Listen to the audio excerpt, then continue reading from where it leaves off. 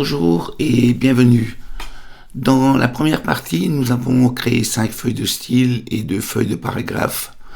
Nous les avons appliquées et nous avons effectué quelques petits changements. Dans cette deuxième partie, nous allons surtout nous concentrer sur les changements et l'application de feuilles de style. La première chose que nous allons faire, c'est de mettre un petit peu d'espace sous les titres, le titre 1 et le titre 2. Le titre 2 étant basé sur le titre 1, il nous suffit de faire ces modifications uniquement sur le titre 1. Donc nous allons le faire avec la manière la plus rapide, en venant sur le paragraphe ici, qui est le titre 1, et rajouter un espace sous le paragraphe. Ce que nous voulons en fait, c'est avoir une ligne de blanc, l'équivalent d'une ligne de blanc, c'est-à-dire que le depuis commence au niveau du Word. Donc ce que nous allons faire, c'est venir ici, tout simplement dans le paragraphe, et nous voyons que nous avons du corps 10 et un interlignage de 13 points. 13 points, d'accord? Donc ce que nous allons faire, petite astuce, c'est que nous allons venir sur le paragraphe ici, revenir sous les attributs de paragraphe, et l'espace dessous, qui est en millimètres, nous allons les mettre en 13 points. Donc il suffit de cliquer 2-3 fois dessus, ou de sélectionner, de tirer, comme vous voulez, et on tape 13 points, PT. Et Enter, avec au retour, ou Enter, ici. Et on voit qu'automatiquement, InDesign a traduit ces 13 points en 4,586 mm. Maintenant, pour l'instant, ça n'a été attribué qu'au titre numéro 1. Donc nous allons utiliser la méthode que nous avons utilisée précédemment, c'est-à-dire en cliquant sur la souris à droite et de redéfinir le style. Ce qui va faire que tous les changements que nous avons fait ici se répercutent aussi sur le titre 2. Voilà, c'est déjà un peu mieux. Par contre, on pourrait trouver qu'il y a un petit peu trop d'espace dessous. Peut-être qu'une demi-ligne de blanc suffirait amplement. Donc ce qu'on peut faire, voilà un petit truc, une petite astuce intéressante, c'est qu'on peut venir ici et le diviser par 2, ce qui nous fera une demi-ligne, puisque ça c'est une ligne. Donc on peut faire le calcul de tête et tout, mais il est intéressant de savoir qu'on peut utiliser ces outils ici pour diviser, multiplier, soustraire et additionner dans le champ. Il suffit donc de se placer ici derrière, de taper la division, je l'ai fait 2 fois, pardon, divisé par 2 et retour, et voilà, on est à 293. Ce qu'on va faire maintenant aussi, c'est qu'on va mettre le même espace devant. Donc, on se rappelle, c'était 13 points. Donc, la moitié, c'est 6,5 points. Ce qui va nous mettre un espace devant aussi. Pour l'instant, comme on a le petit plus, on a fait des changements manuellement que sur ce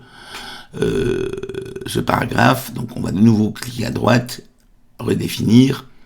Et on voit maintenant qu'on a un espace avant, un espace après.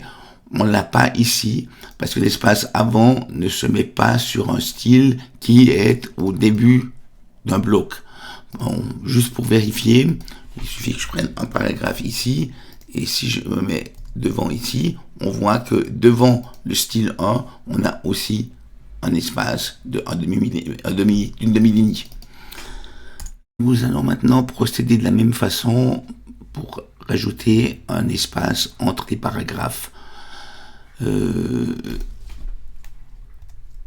Pour les aérer aussi. Donc j'affiche mes caractères cachés pour qu'on voit bien où sont les paragraphes.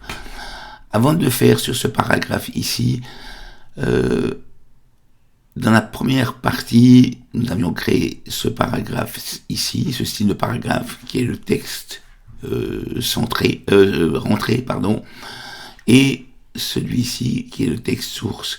Ces 2 paragraphes sont basés sur le texte. Ce qui veut dire que tout ce que je vais faire maintenant va se répercuter sur ces 2 paragraphes ici et sur ces 3 paragraphes ici. En ce qui concerne celui-là, c'est discutable, mais on va le prendre comme ça pour l'instant, c'est pas grave. Par contre, celui-là, il ne faudra pas qu'il y ait d'espace entre les paragraphes. On veut que ça soit vraiment source, que ça soit collé. Donc la première chose à faire, c'est de venir dans source, de l'éditer. Donc on peut cliquer à droite pour modifier, ou on peut double-cliquer dessus, même chose. Et ce qu'on fait, c'est d'après, on le supprime et on met sur aucun style. Et on fait OK. Je crois qu'on en avait parlé dans la première partie, de savoir comment on base des paragraphes les uns sur les autres. Évidemment, il n'y a pas vraiment de règles. Seule la logique fait foi. Donc c'est évident que ça ici, qui a le même style, le même nom, la même taille de caractère, la même interlignage, la seule différence étant le rentré, on peut le baser sur celle-là. Parce que si on change la taille de celui-là, il faudrait qu'elle se change ici aussi. De même pour ceux-là. On a identique, on a le même nom. Celui-là, ce qui change, c'est la taille et l'interlignage. Maintenant, même l'espace est identique. Donc, de baser le style 2, le titre 2 sur le titre 1, c'est logique. Ici, il n'y a plus aucune logique de baser sur le texte. Tout est différent, à part la fonte. La seule fonte qu'on a, c'est de la Mignon. On a de la Mignon ici, mais et Regular aussi, d'accord. Mais la taille est différente, l'interlignage est différent, l'alignement est différent, et maintenant l'espacement est différent. Donc il n'y a aucune raison de baser un style comme ça sur un autre. Ça porte à la confusion. Si on change quelque chose ici, ça va le changer ici, il faudra le changer après. Donc ça, c'est bien à voir, bien réfléchir. On commence sur un document pour voir comment on le fait. Qu'est-ce qu'on base sur quoi? Donc maintenant, même chose, on va se mettre dans le paragraphe ici. Un simple clic suffit pour être dans le paragraphe. Et de même qu'avant, on va mettre un espace après, cette fois aussi. Et on va mettre un quart de ligne. Donc, de nouveau, c'est la même chose qu'avant. Mais combien est un quart de ligne en millimètres? J'en ai aucune idée. Donc, on se rappelle que 13 points, c'est ce qu'on avait pour une ligne complète. De nouveau, divisé, ici, par 4. Et Enter. Et voilà, c'est parfait. Petit espace, ça aère, et c'est très bien. Donc de nouveau le texte plus, parce que on a appliqué que sur ce paragraphe. De nouveau, un clic droit, redéfinir, et nous avons pratiquement fini. On va en rester là pour le codage. Lors de la création de nos styles, il y a une option qu'on n'a pas utilisée. Si on vient ici pour modifier, c'est le style suivant. On a toujours laissé sous le même style. Parce que pour ce genre de document, ça ne se justifie pas vraiment. Mais on va passer sur un autre document, recette de cuisine, et je vais vous montrer à quoi sert le style suivant. On passe à ce document. Pour l'instant, je n'ai plus besoin de mon clavier, donc je vais le faire disparaître pour qu'on voie mieux. Voilà une page d'un magazine qui paraît quelques fois par année, je sais plus, 5-6 fois par année. Et c'est des recettes de cuisine qui apparaissent toutes les fois. Toujours, absolument toujours, le même module. Le grand titre de la page, un petit texte d'introduction et les recettes à proprement parler. En regardant ces recettes d'un peu plus près, on remarque que c'est toujours, absolument toujours la même chose. Le nom de la recette, le nom de la personne qui la propose, les ingrédients, le titre, ingrédients, et les ingrédients à proprement parler, les instructions, le titre et les instructions à proprement parler. On retrouve le même module partout. Ici, toujours la même chose, identique. Donc, on a 6 styles différents que j'ai appelés 1. Recette non, 2. Recette non cuisinier, 3. Ingrédients titre, ingrédients, etc., etc. Instructions et ingrédients sont exactement identiques, mais j'ai quand même créé un style pour le titre des instructions. Nous allons voir pourquoi. Voilà, on appelle en anglais un template, un gabarit en fait, qu'on peut servir d'une fois à l'autre. Je vais afficher ici, dans la marge, sur le plan de montage, le texte que j'ai reçu. C'est le même texte que sur la page précédente, je l'ai simplement copié, j'ai enlevé tous les styles pour montrer comment nous allons pratiquer. Pardon, on va revenir ici en vitesse. Voilà. Donc si je viens sur recette non, c'est là qu'on voit comment ça fonctionne. C'est que sur recette non, le style suivant, c'est recette non du cuisinier. Si on vient sous la recette 2, le suivant c'est 3. Recette ingrédients. Parce que sous le nom, il y a ingrédients, le titre. Si on vient sous le 3, l'ingrédient titre, dessous on a les ingrédients liste, etc., etc., jusqu'au 6e, qui lui n'a plus rien dessous. C'est-à-dire que depuis là, quand on applique la recette, les instructions de la recette, la liste, dessous, les paragraphes qui suivent seront toujours la même chose. Il n'y a plus de répétition. Donc, maintenant, en venant ici, nous allons voir comment nous allons pouvoir mettre en styler ces éléments d'une manière très rapide. Alors, bon, ici, vous voyez, on a un autre, c'est un peu autre chose que ce qu'on avait tout à l'heure. Il y a plus de styles, parce qu'il y en a pour des différents chapitres, pour les actualités, pour les voyages, etc. Et il y a des styles différents. Certains sont identiques, certains sont légèrement différents. Il y en a plus que c'est un autre exemple de tout à l'heure. Ce que nous avons fait là-bas, donc c'est styler tous ces éléments ici. Donc, ici, on est en titre 01 français avec le raccourci clavier. Donc, on se met dessus. Commande 1. Ça le met en place. Et pour le goûter, c'est ici. Je ne les connais pas, je n'ai plus de mémoire. Donc, chapeau, il n'a pas de raccourci clavier. Ici, j'ai pas mis de raccourci clavier non plus parce que pour l'instant, il n'y en a pas besoin. Et puis, les raccourcis clavier, faut peut-être pas non plus en abuser. Parce qu'à un moment donné, on peut pas se rappeler non plus. Donc, on met ça en style. Pour celui-là ici, on peut déjà supprimer l'espace ici qui ne sert à rien. Et on peut supprimer l'espace aussi ici. Maintenant, ce qu'on va faire, on va prendre la première recette, prendre depuis quelque part sur la première ligne jusqu'à la dernière ligne, on va même prendre l'espace derrière, et on va appliquer le nom de la recette. En cliquant à droite, on va appliquer recette nom, puis style suivant, et voilà, tout est mis en place automatiquement.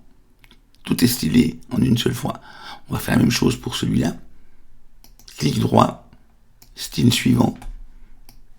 Ici, clic droit, style suivant. Maintenant, je copie tout mon texte. Commande A, je le garde ici pour l'instant, parce qu'il n'est pas arrivé qu'on a des mauvaises manipulations, et puis on perd le texte. Il faut faire commande Z plusieurs fois, c'est embêtant. Donc je le garde pour l'instant, comme j'enlèverai de toute façon le bloc après. Je viens ici, on va les blocs texte sont chaînés entre eux. Donc on vient ici, on passe sur la suivante, depuis ici on passe là, depuis ici on passe ici, ici on est aligné en haut, donc le texte va se positionner en haut et descendre, et ici il va se positionner en bas et il va monter en fonction de la longueur, et ici en haut, et il va descendre. Donc on se met dessus, je sélectionne tout. Je pourrais maintenant, parce que j'ai fait copier, j'ai toujours en mémoire, je pourrais copier dessus. Moi j'aime bien dans un premier temps effacer ça, et maintenant je le fais coller, et tout se met en place. Alors évidemment, il y a des tout petites choses à mettre en place. Cette gravité ici va dessous, donc pour graviter dessous, on va faire Enter sur le clavier numérique. Je vais rappeler mon clavier. Pardon. C'est clavier, ici Enter sur le clavier numérique pour pousser dans le bloc suivant. Donc je mets ici, je clique ici, et on va sur le suivant. Voilà. Et même chose ici, là, je veux par exemple supprimer cet espace qui sert à rien du tout. Et comme j'ai mon curseur devant, Enter sur le clavier numérique, j'arrive à la suivante, j'enlève ici, et je vais sous Enter. Et vous voyez maintenant le texte, effectivement, si je rajoute des lignes, il va monter dans le bloc, pour que ça soit près de la photo en bas. Et voilà, on a formaté cette page et mise en page. Si je n'avais pas parlé, on en avait pour moins qu'une minute.